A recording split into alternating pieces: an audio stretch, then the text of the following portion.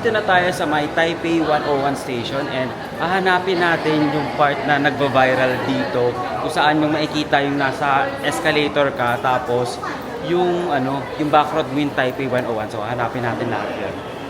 And also, yun, ikot-ikot lang tayo around the area, magpi-picture lang din tayo. And then, let's see, kasi hindi kami nag-avail ng observatory kasi saglit lang din naman kami and last day na namin and just quick na gala lang dito sa may Taipei 101. Tara guys. So yun guys, andito na tayo sa may labas ng Taipei 101. Ito guys yung Taipei 101. Sobrang taas. Ayun, dun pa.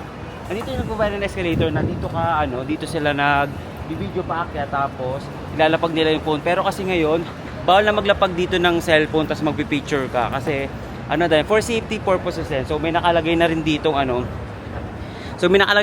note, dangerous photograph action is prohibited on the escalator. So, bawal na guys. So tingin ko, pwede pa rin naman kayo mag-picture or video. Basta hawakan nyo lang or meron kayong may kasama kayong nagbi-video or nagpi-picture sa inyo para safety pa din yung gamit nyo.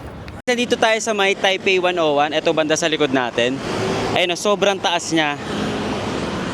So meron siyang Taipei 101 observatory sa taas.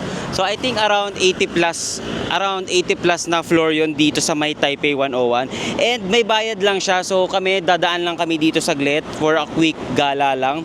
But kung pupunta kayo sa taas at gusto niyo makita yung observatory view, pwede kayo mag-avail sa Klook ng entrance fee nyo sa Taipei 101. You can use my Klook code Steven Travels PH Klook to get additional discount sa mga Klook bookings nyo. And included na doon yung Taipei 101. Nung first na punta ko dito sa may Taipei, nakaakyat na ako dun sa taas and sobrang ganda guys. And hindi pa kasi ako nagbablog nun, so wala pa tayong mga video nun, parang around 2017 pa yon. But sobrang ganda sa taas and parang nasa airplane ka sa sobrang taas. Tapos kita mo lahat. Kitang-kita mo yung skyscraper ng Taiwan at buong Taipei. And also sobrang bilis lang ng elevator pala paakyat papuntang Taipei 101. So isa yan sa mga feature ng building na to pag pumunta kayo sa Taipei 101 sa observatory. Etong Taipei 101 pala, mall din pala to, so pwede kayong pumasok dito sa loob kahit hindi kayo pupunta sa observatory. And maraming mga brands din dyan, so kung gusto nyong pumasok dito, pwede naman at maglibot-libot kayo dun sa loob.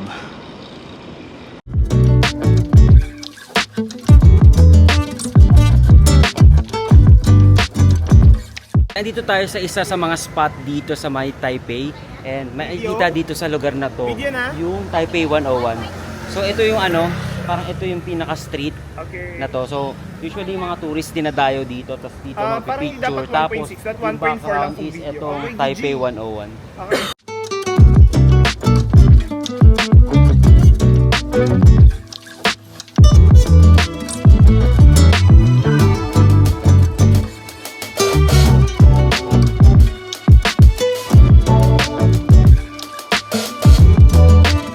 So yun guys, pagkadating ng medyo gabi, ganito na karami yung tao dito na nagpipicture. Tara, lapitan natin ng konti. Also for your girlfriend. So yun na, ganito guys, karami yung mga nagpipicture. Tapos ito yung view dito pa nagpicture kayo. Wala? Itong Taipei 101. Hi, thank you. Sobrang ganda ng view dito. Tapos dito kayo lalakad kayo dito sa alley. Tapos pabalik-balik kayo picture, yan. Sobrang dami. Ganito na pala itsura pag gabi. So ito na siya guys. So ang pinaka-landmark niya dito is itong Japanese restaurant. So ilalagay ko dito yung pangalan, kung ano yung pangalan ng Japanese restaurant na to, para ito na lang yung isi-search nyo sa Google Map. Pabalik na tayo sa Ximen Station. Doon na tayo kakain sa Ximen area and then kukunin lang natin yung gamit natin sa accommodation and then pupunta na tayo sa airport. So ito pala, habang naglalakad kami, ang daming view ng Taipei 101. Isa to sa madadaanan nyo. So yun o.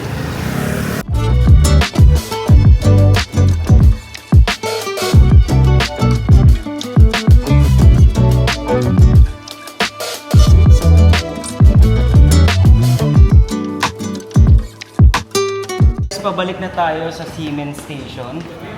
So, kakain muna tayo doon kasi kagabi may nadaanan kaming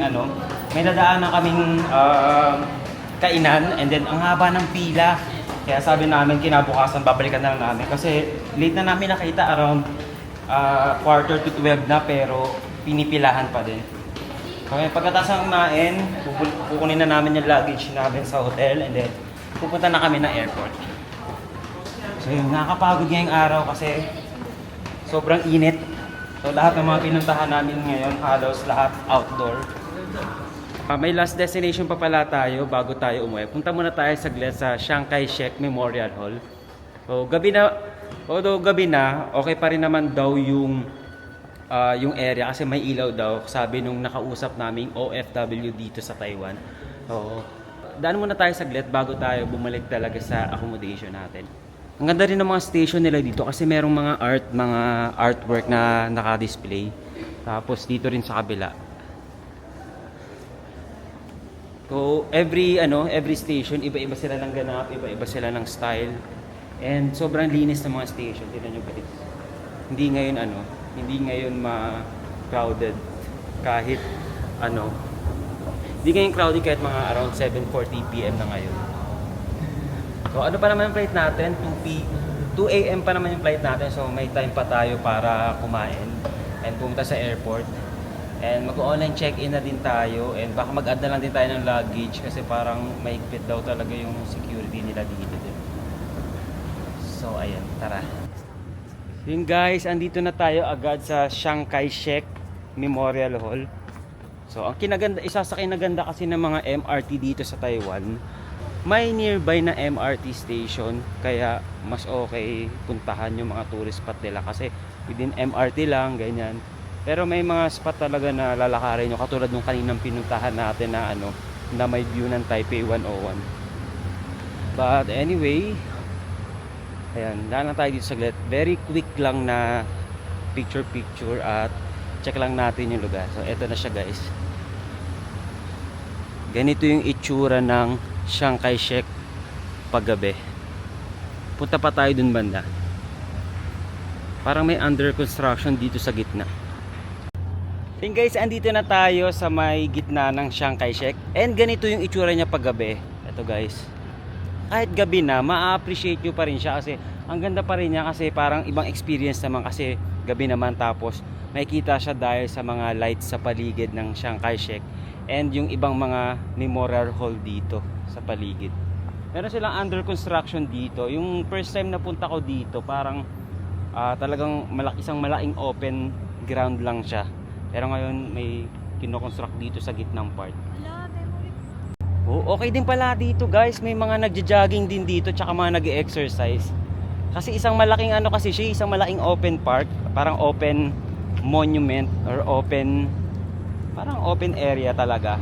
So ayun, may mga group of people na nagja-jogging dito. Ayan. At sana pala tinry ko din mag-jogging dito nung umaga, nung nakaraan.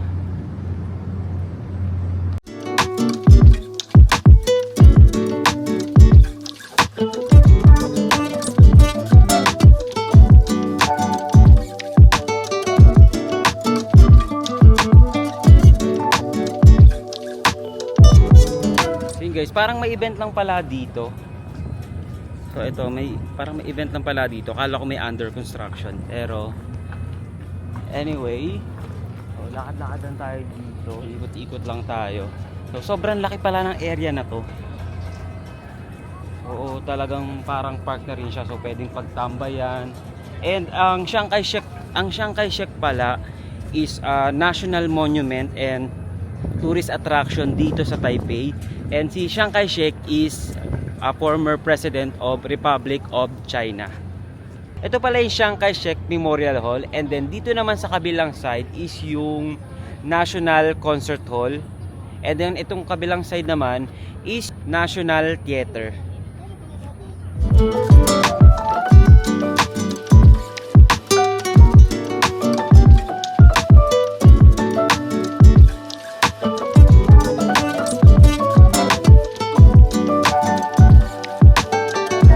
So guys, balik na tayo sa Ximen and then kain na muna tayo ng dinner bago tayo pumunta sa airport. Tara.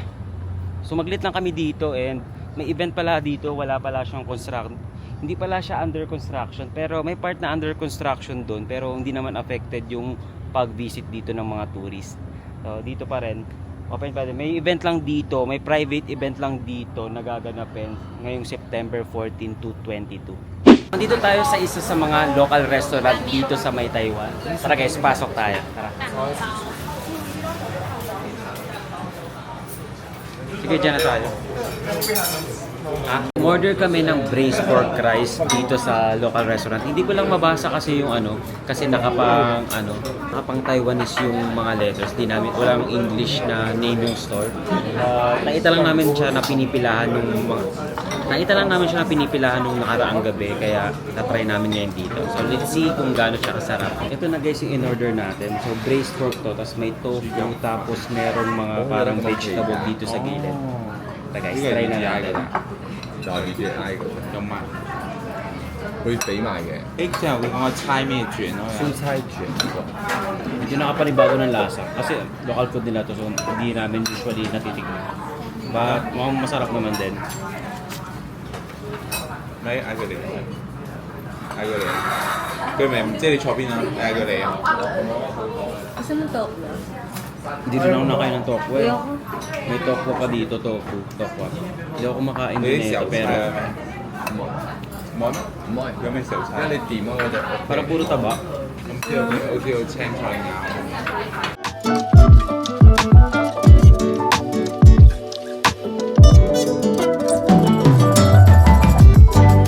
So guys, katatapos na namin kumain dun sa local restaurant and hindi ko siya masyadong naubos kasi hindi ako makain ng tofu. Ang laki ng tofu dun. Tapos yung mga braised pork, halos ayun lang yung mga nakain natin, pati yung rice. Dito na tayo sa Taipei Main Station and papunta na tayo ng airport. So dito sa Taipei Main Station, meron sila ditong MRT papunta sa Taoyuan Airport. And dito tayo sasakay para mabilis lang. So ang flight pala natin is around 2:15 AM. So may time pa tayo. Anong oras pa lang ngayon? 10 PM pa lang ngayon, so may time pa tayo. So, nakapag-online check-in na rin tayo para safe. So saan ba ang... Ayun, lakad pa. Sige. Sobrang lawak ng Taipei Main Station guys. Maraming mga lines na connected dito sa Taipei Main Station. And kasama na dito yung sa Airport Express or yung Taiwan MRT nila dito sa Taipei. Ngayon medyo malayo lang ang lakarin. Si Ara Adventurous pala mag-e-extend siya dito sa Taipei kasi may concert dito yung BAP and manonood pa siya sa weekend. Pero kami, uwi na kami kasi may pasok na tayo bukas. So, nakalib lang tayo sa work. Mga 3 days din tayo nakalib. So, uwi din agad para makapag-travel ulit next time. Andito na tayo guys sa Taiwan Airport MRT.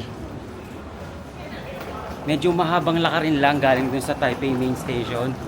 Pero kaya naman kasi ito yung pinaka-convenient way para pumunta sa airport.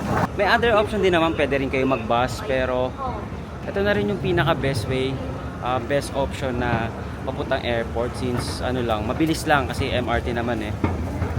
Sorry. So ang ganda sa station na to, parang Taiwan. Hindi ko alam kung part pa rin to ng Taipei Main Station, pero na siya, parang nag-iba yung parang bagong building lang to. Pakita nyo guys, yung ceiling. Ayun sobrang ganda. Parang bagong building pa lang to. Mukha lang bago, pero hindi pa lang, baka matagal na rin to. I think dito na yung bilihan ng ticket papunta sa Taiwan Airport. So meron ditong option, pwede mag-commuter train or pwede rin mag-express train. Ito yung dalawang option. So pag nag-commuter train kayo, mag-i-stop kayo sa lahat ng station. Pero pag express train kayo, parang a few stop lang and then nandito na kaagad sa Terminal 1, which is yung terminal natin ngayon. So mas maganda na makapag-express train na kayo para madali na lang yung biyahe nyo, and kung meron kayong para makapag-check-in agad kayo and then makapag-relax na kaagad kayo sa boarding gate nyo. Pero kung marami naman tayong time and maaga kayo pumunta dito sa airport, pwede kayong mag-commuter train. Pwede kayong mag-commuter train kung marami naman kayong time and okay lang sa inyo mag-stop sa lahat ng stations. So yun guys, tara tingnan natin dito sa kiosk. May kiosk sila dito para bumili ng ticket ng pa-airport. Check natin. Ito guys, I think ito na yon. Yung kulay violet is yung express train and then ito namang kulay blue is yung commuter train. Check natin to. Sana ba? Ba't parang ano lang? Touchscreen. Tapos English language. Please select the destination and number of tickets. Taipei main hindi. Airport. Asan yun? Airport Terminal 1. Please insert cash. Ito 150 NTD yung papunta sa airport. Lagyan na natin yung pera natin dito. Please insert cash. So isa pa. At tayong bariya. Please wait. Ticket transaction completed. Okay, ito na kaagad pala yung ticket. Ito na yung ticket natin, coin lang siya. Tapos ito yung fully natin. Ito na yung pinaka-ticket natin papunta sa airport. So itatap lang din natin to dun sa gate mamaya. Tara guys. I think dito na to. Okay, nag-open na. Tara. So check natin yung next na alis. Okay, dito. Pang commuter train siya ang nakalagay eh. Ito to express platforms. Tara. Ayan, dito tayo. Dito sa baba sa kabila. Ayan. So, tara dun tayo sa may express platform. Tara.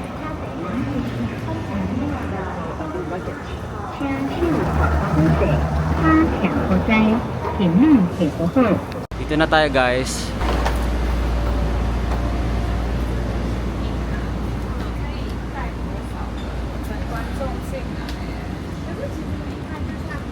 Nandito na tayo guys sa loob ng train. So, kumaya na tayo mag-vlog pagdating natin sa airport.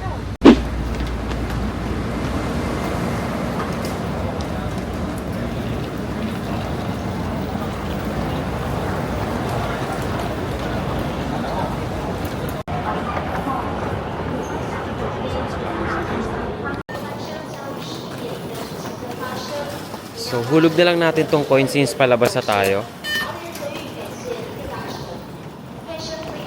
Pagkalabas nyo ng Airport Express, ganito makikita nyo dito sa labas. So ngayon naman punta na tayo sa departure area para mag-check-in ng luggage natin. Ito lang naman yung dala natin. Wala naman tayong masyadong pinabili. So usually hindi naman ako ma-shopping din. So ngayon wala naman tayong binili. But then yeah, pupunta muna tayo sa may departure area natin and then check-in na natin itong luggage natin. I think pwede na mag-check-in kasi 11 PM na. Ang biyahe pala natin is around 40 minutes. Parang 10:30 PM umalis and then nakarating tayo dito ng 11:10 PM. So, mas maganda kung mag-airport express kayo kasi sobrang bilis na talaga. Kasi sobrang bilis na and sobrang layo niya rin pala. Yung 40 minutes sa biyahe na yun, express na yun na and medyo matagal na. Tapos may mga stop siya in between, parang 2 to 3 stop lang and then dito na sa Taiwan Airport Terminal 1. So pag nag-commuter train naman kayo, medyo mas matagal-tagal. Hindi ko lang sigurado kung gaano katagal, pero baka abutin talaga kayo ng parang 1 hour or mahigit doon. Diyan, akyat tayo. Tama, kasi to, departure hall. Tara guys, andito na tayo sa may departure hall. Pupunta na tayo sa may Cebu Pacific na counter. Tara. Medyo mahigpit pala sila dito sa baggage. So dapat magdala mag-check-in baggage kayo kasi kahit yung mga bag na dala na kina-check daw nila. Malalaman mo na nasa Taiwan Airport ka na pag ganito na nakita mo sa ceiling. Yung mga ganyang style.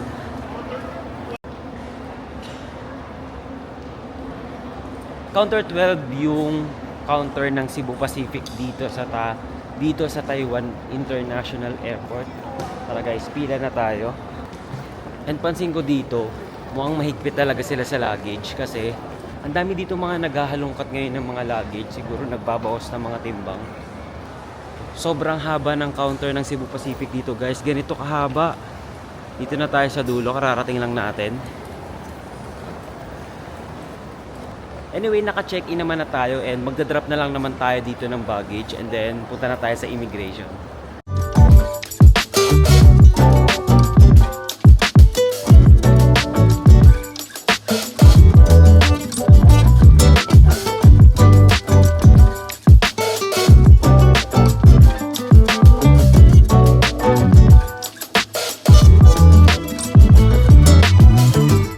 after 1 hour, andito na tayo sa may boarding gate natin. So, medyo mahaba lang yung pila, kaya ngayon lang tayo nakapunta dito sa boarding gate. Around 12:25 AM na ngayon and 1:30 AM yung boarding time natin, bound for Manila. So, waiting lang tayo sa flight natin and then around 4 AM yung arrival natin sa Manila. So, yun lang guys for today's video. So, kung may question kayo about this whole trip, just comment down below or pwede nyo rin ako i-PM at Steven Travels PH. Kung magbubook kayo ng mga Klook activities or hotel, pwede nyo gamitin yung Klook code ko, Steven Travels PH Klook, to get additional discount sa mga hotel bookings and Klook activities ninyo. Ayun lang guys, thank you for watching and see you on my next travel. Bye!